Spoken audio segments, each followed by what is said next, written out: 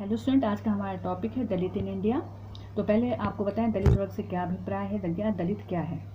Doctor Ambedkar ने दलित वर्ग शब्द का प्रयोग करते हुए कहा था कि जो जातियां गरीब, शोषित तथा सामाजिक और आर्थिक अधिकारों से वंचित हैं उन्हीं को हम दलित कहते हैं।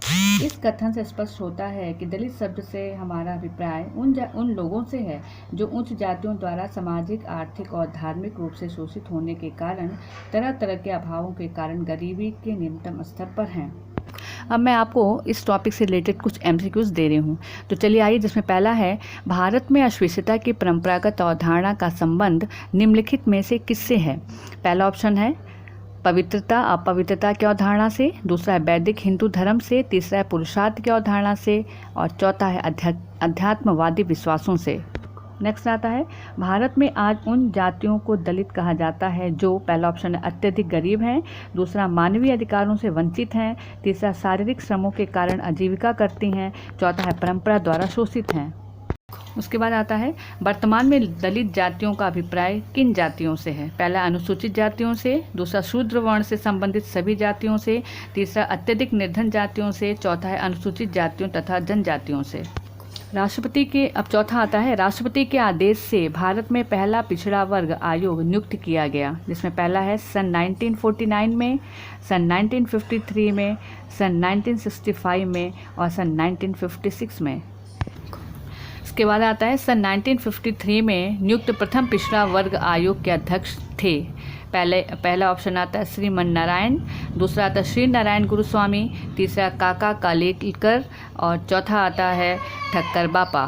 उसके बाद है, भारत में द्वितीय पिछड़ा वर्ग आयोग की नियुक्ति हुई सन 1975 में, सन 1976 में, सन 1978 में और सन 1979 में।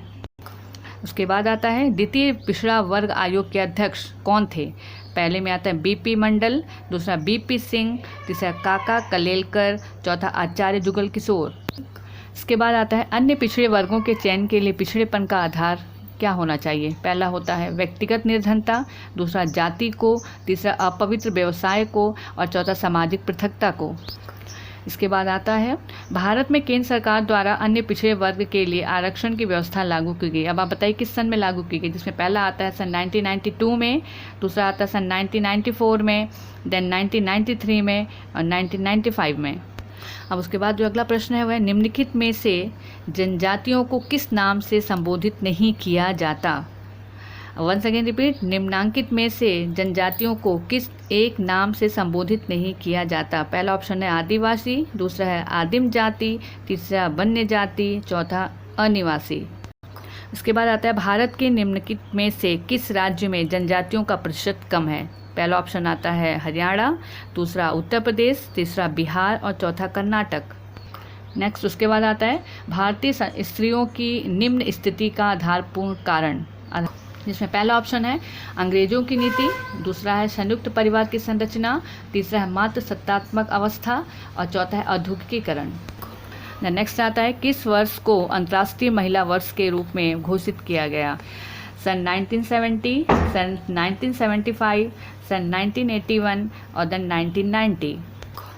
देन उसके बाद आता है, भारत में किस वर्ष को महिला सशक्तिकरण वर्ष के रूप में घोषित किया गया। पहला ऑप्शन है 2001, 2005, 2007 और 2010। लास्ट क्वेश्चन है, निम्नलिखित में से कौन सी एक दशा भारत में राष्ट्रीय एकीकरण में बाधक है। पहला सांस्कृतिक विभिन्नताएं, दूसरा जनसंख्या वृद्धि, तीसरा क्षेत्रीय विभिन्नताएं, चौथा सांप्रदायिकता।